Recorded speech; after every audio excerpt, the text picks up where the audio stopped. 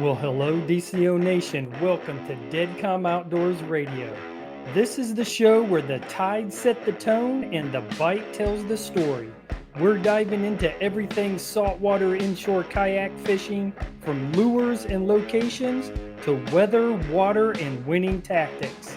If it helps you hook up on more fish, we're talking about it right here. So grab your paddle, check your drag, and here we go. Well, hello, DCO Nation, and welcome to Deadcom Outdoors right here on the Outdoor Radio Network. My name is Chris, and I appreciate you guys stopping by. This is going to be just a fantastic show.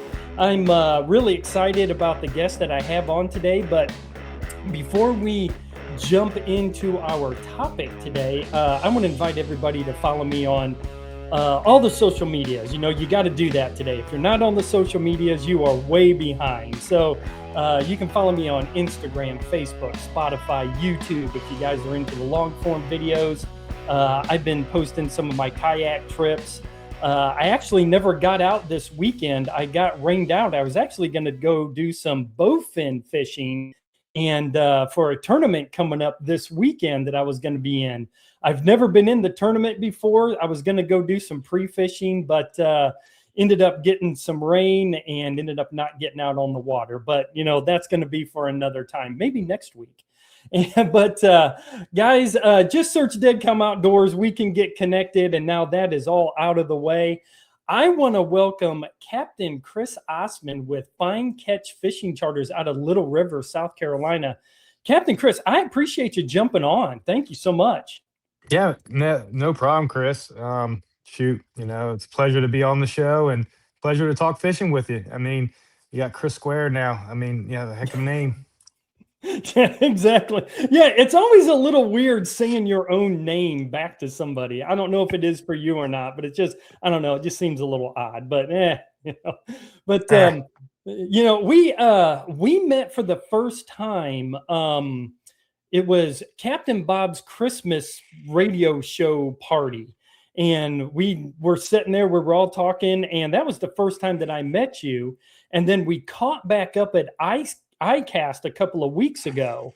And and that's when we exchanged numbers. I was like, man, I don't know why I haven't had you on, but yeah, man. So let's talk ICAST for 1 second. When you yeah. were down there, did anything kind of catch your eye? Like you're like, man, that's really cool. Um, Man, it's like, you know, you've been in this industry long enough. It's you see everything there, and it's everything's kind of reinventing the wheel. I will say the whole Garmin live scope without the black box, the new saltwater version of it, was an eye opener for me. I was already kind of interested in it, but the fact now that they have a saltwater version of it, I'm pretty excited about that. I don't want to talk about the urchins because the urchins were everywhere and they were like taking over the whole show. But um, yes, the new saltwater version live scope from Garmin, that definitely caught my eye.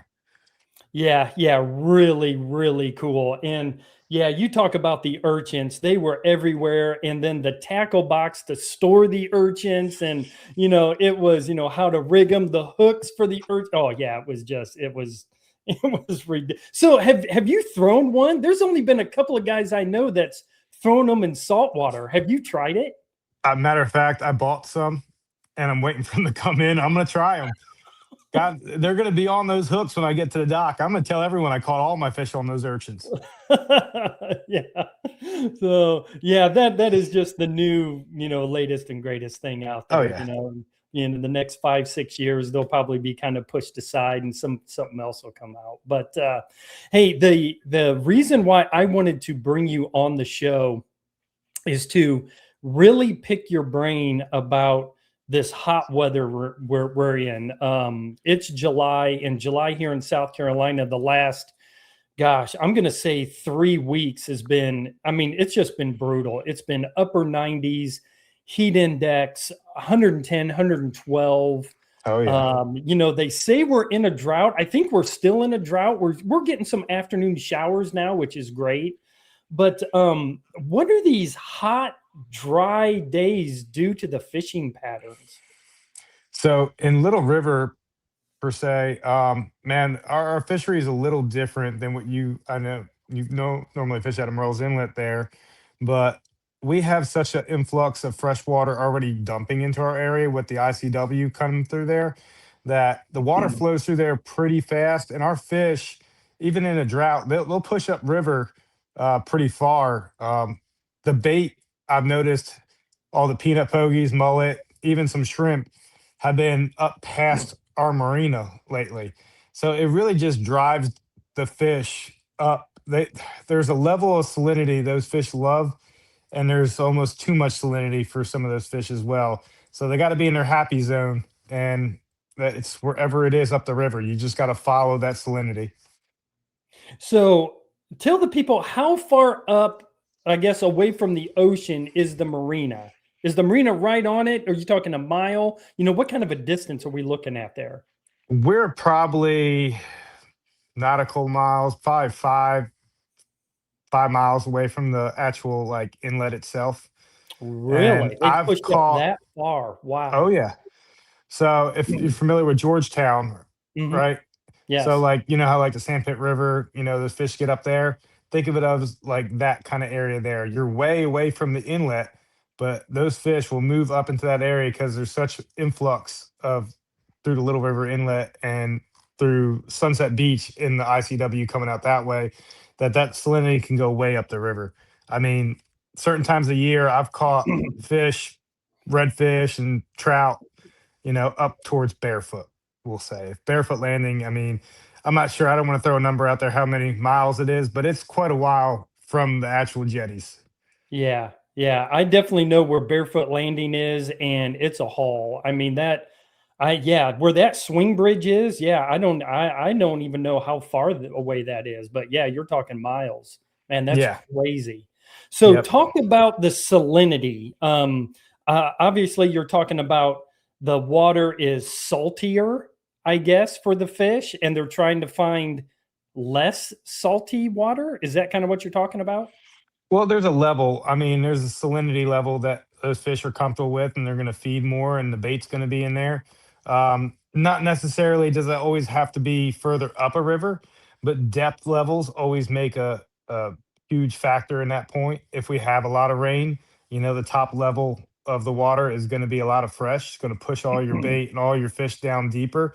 That bottom level is going to stay pretty salty all the way up to ICW there. So if we have a lot of rain, it's always, for me, I'm targeting fish that are going to be more scent driven and are going to be deeper on deep structure.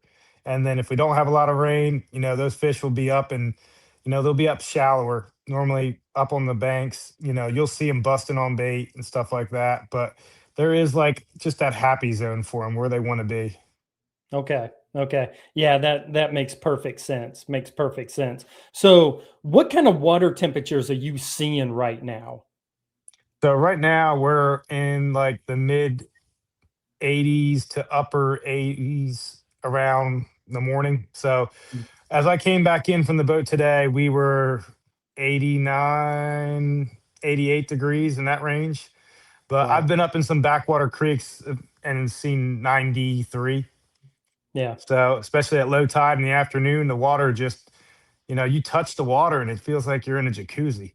It's like Yeah. there is no way. Like, I mean, I don't know how the bait survives back in there, but you find those areas just like in the wintertime, it's inverse. Like, the hot water's up top, just like the hot water's on the bottom in the winter. And then, those fish will filter into those pockets. It kind of consolidates all those fish and kind of gives you a bullseye where to target. Yeah. Yeah, I'm seeing the exact same thing in Merle's. I've seen, again at that low tide, touching that 90-degree mark, and in the mornings when I'm shoving off into the kayak, I'm seeing, mid 80s, and like you were saying, it feels like bath water. I mean, it's Yeah. crazy. So how do these fish get relief from the hot water? Where do they go? What are they looking for? Depth. I mean, the deeper they go, the cooler the water is. They also want current. I mean, good current is always a good relief for those fish. If the water is just sitting there, it's not moving. It's just like you sitting with the humidity up high and it's hard for you to breathe. And you're the same thing for a fish. You need that flow. It's almost like that breeze you get in the afternoon when it's so hot and you're like, thank God it's a little bit of a breeze. Current Yeah. does that for the fish. It kind of gets them, going, and kind of gives them a little energy to actually feed. Because if a fish doesn't have the energy to feed, it's not going to exert what it doesn't have to eat. It's going to, basically go dormant and wait until that moment where it does have energy and then feed. Yeah, I've actually heard some guys saying that they've come up on some redfish, especially like I'm going to say like late morning, and they're like almost now they called it sleeping, where they were almost on the bottom and they're not moving, and they could almost reach out and touch them, and then they kind Mhm. of spook off. Have you seen anything like that? I've seen them cruising and stuff like that. More or less, I see it in the wintertime with big trout. Okay. The red drum, I mean, most of the time, if I will see them kind of moseying around, and, you'll get right on top of them, and all of a sudden, then it's like they just notice you as you're almost about to hit them. And then, at that point, you're kind of, I've done it in scouting stuff. Like, of course, if you're trying to fish for them, you don't want to get that close to them. But Right. um, Yeah. if I'm scouting, just looking around, yeah, I'll sometimes I'll spook fish that way, just, kind of seeing where they're laying, where they're hanging out, where they're feeding, stuff like that. But I will say this, like, noticing this morning when I was heading out on the boat, right now we got a bunch of mullet like cruising the shoreline, and then we have mullet in the middle of the channel, like on the deeper side. And you would think the shoreline mullet would get busted on more or less, but every fish I saw bust on a bait fish today or this morning came almost in the main channel of the ICW, coming from that deeper water up, not from the shallow, but from the deeper water. Yeah. Yeah, that is everybody talks about, in the summertime that dissolved oxygen and, looking for the current, looking for those cooler areas. And that's what we need to look for. Myself as just a weekend warrior, we know kind of the little tips and tricks that you guys give us, but it's applying that onto the water when I get there. And sometimes, I get so excited that you almost kind of forget that stuff. But during the summertime, like you said, it's imperative to find that flow, that depth, to find those cooler areas where there's fish are going to be holding up and feeding. So yeah, absolutely. So Chris, that is actually the end of the first segment. Man, that seems like we just started having a little bit of a conversation. But guys, Yeah. don't go anywhere. We're talking with Captain Chris Ossmann with Fine Catch Fishing Charters, and you're listening to Dead Calm Outdoors right here on the Outdoor Radio Network. Well, welcome back, DCO Nation. I appreciate you guys sticking around. We are talking with Captain Chris Ossmann, and we have been talking hot weather, July weather, what these fish, how they're reacting, and getting some great tips about current, depth. But now let's get into the meat of things. We love lures. It seems like that's what always catches our eye. But let's talk presentation first. What are we supposed to be doing during the summer? So for me, it's always, they always say match the hatch, right? So whatever you see is more plentiful bait, that is the direction I always go. If I see more mullet, I'm going to use mullet. If I see shrimp, I'm going to use more shrimp. If I want to throw artificials, I'm going to imitate those kind of bait fish in the water. And basically, I use a little phrase in the summertime when it gets hot and everything like that, and it's always low and slow. So whether you're using live bait or you're using artificials, you just want to just not work anything fast. Even if you're going to run like top water with a spook, I always just like twitch, twitch, pause. It's just a very slow action with everything. It's not like you're out there burning metal for Spanish and blues right now inshore. So, Right. um, yeah, that's really the kind of method I use for it. Now, I will dead stick a lot of baits too in the summertime. They call it the lazy man fishing. Old Rodney, the rod holder, right there, has hooked so many fish back in the day that, for a client that isn't sure if they got a bite or not, the rod holder will help them in that case. Just let it lay over and just start reeling. There you go. Yeah. Yeah. What kind of live bait are you using right now? Just pretty much, what you just said, shrimp and finger mullet, and are you using cut crab? So the cut crab, we have the pinfish and croakers just tear them apart Fair before enough. I even get a chance. And if I'm in an area there's more redfish or trout, I mean they're more likely to just as likely to eat a mullet or a shrimp. But those are the two baits I've been using most. I have two live wells in my boat. One is dedicated to mullet, the other one's dedicated to shrimp, and I Okay. just stack them full. And I will say this: I keep live bait overnight in my boat. I have built-in bubblers in my live wells to keep these baits alive. If I thought a chiller and I could afford a chiller to put on my boat to keep the water cool, I would do it. But that's a little too much involved on the boat there. But yeah, no, those two baits primarily. Whether I float them on top, get them on that top column, or I'm putting them on the bottom and letting them just lay real slow.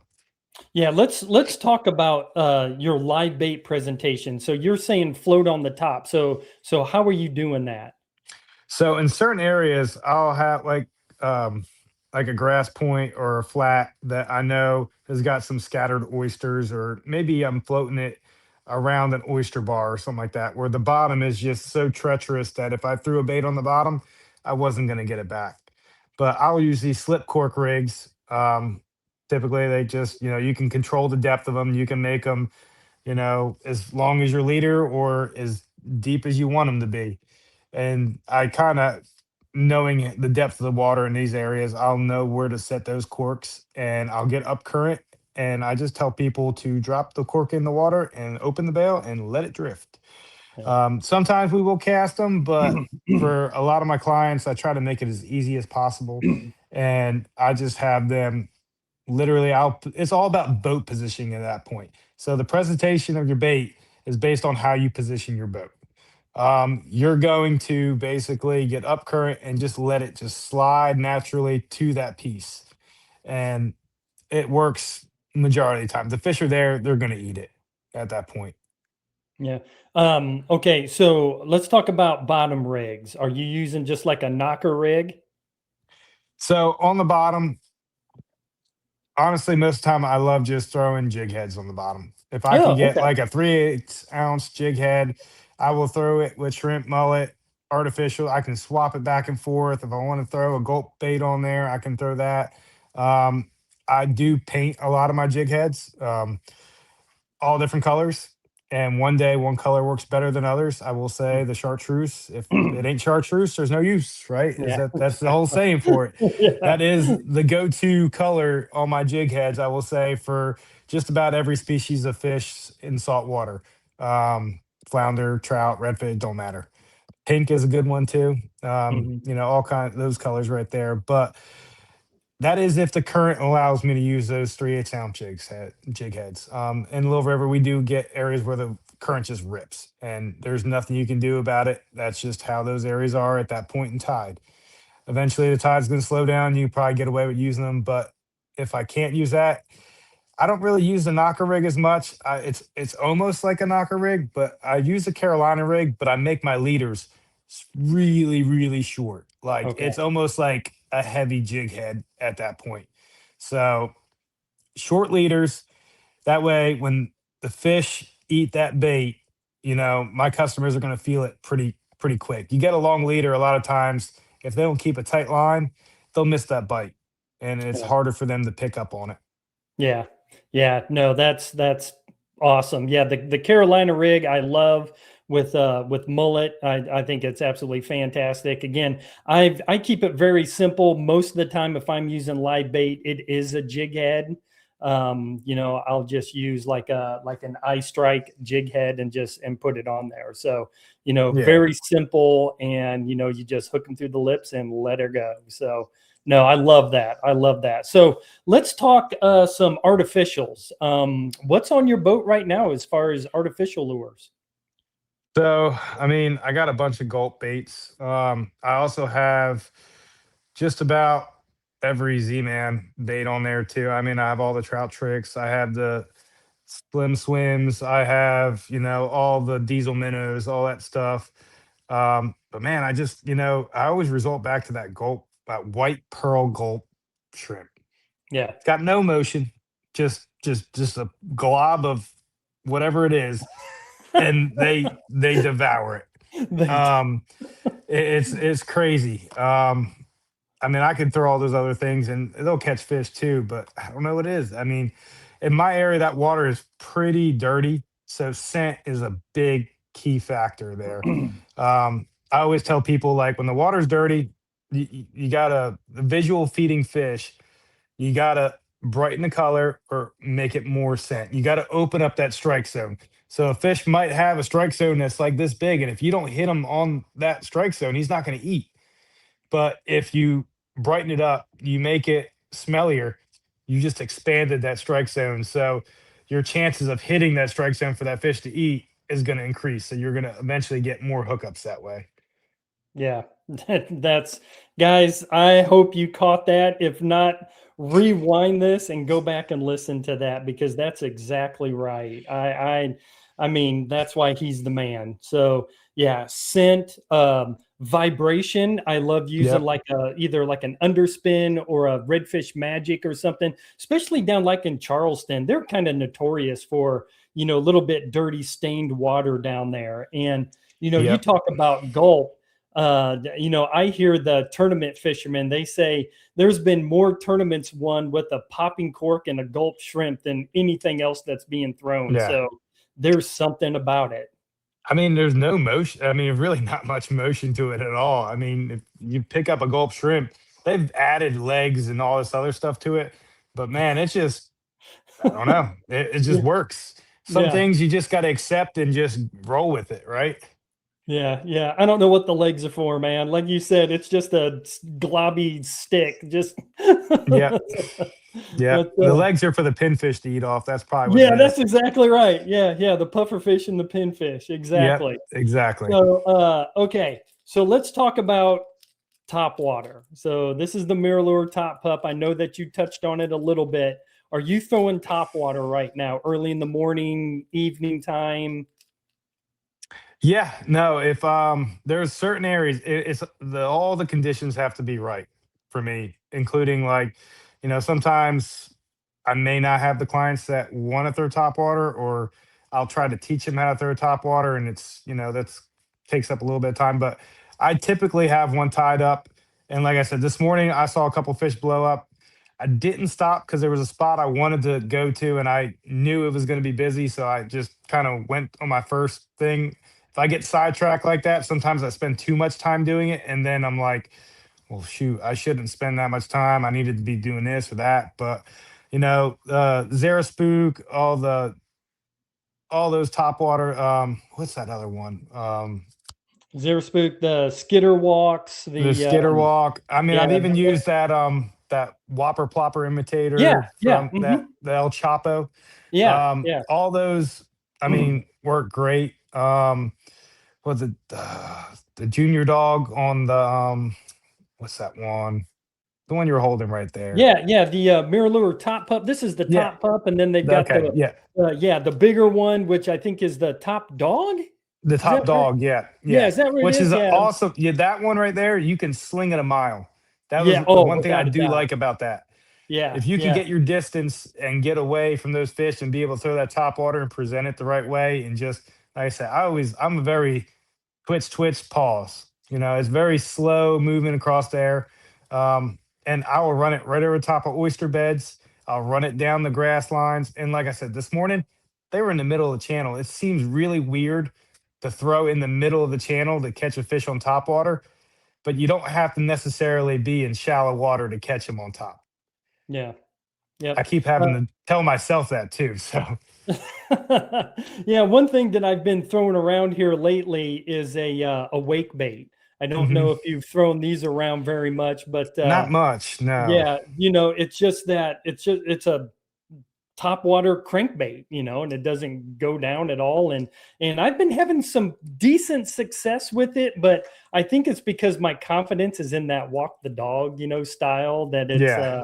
that's where I usually, pick up most of my fish, but just trying to, experiment around a little bit. But Chris, we are coming to the end of the show. I definitely want to hold a little bit of time so that you can give out all of your information so people can book charter with you. Guys, if you're watching the video, I have a scroll going on down here at the bottom that has all of Chris's information. But Chris, give, website, whatever you give out, Instagram, Facebook, give out everything so they know how to follow you and book you. Awesome. Yeah, no. So you can go to my website. It's Find Catch Fishing Charters at well, findcatchfishingcharters.com. You can email me at findcatchfishingcharters@yahoo.com. You could call me. Number is 843-655-6440. Social media platforms. I mean, I don't do a lot of the TikTok stuff, but if you look up Captain Chris O on Instagram or TikTok, you'll find me on there. Facebook, you can just look up Find Catch Fishing Charters, and I'll pop right up on there as well too. And you can message me, text me, call me on any of those platforms. And I'll be honest with you, if I'm on the water, I'll get back to you eventually. Don't worry. Guys, book him. He is a hammer. There is a reason why he is consistently one of the top guides each month for the Release Over 20 contest that we have. I mean, he just puts them in the boat. So I guarantee guys, it. What's that? I guarantee it. Remember we talked about an iCast. Oh, that's that was crazy. Yeah. So real quickly, talk about the guarantee. You got about 30 seconds. Guarantee game fish. All right. So if I take you on a fishing trip and you don't catch a redfish, flounder, trout, black drum, sheep's head, some kind of game fish, right? I basically took you on a sightseeing trip. So I charge you for that, not a fishing trip. That's my guarantee. Dude, see, come on. Book him up. Captain Chris, really appreciate you. Thank you so much. Oh, thank you, Chris, for having me on the show. Yeah, my pleasure. My pleasure. And guys, remember, conservation starts with you. Release a fish for someone else to enjoy. And you've been listening to Dead Calm Outdoors right here on the Outdoor Radio Network.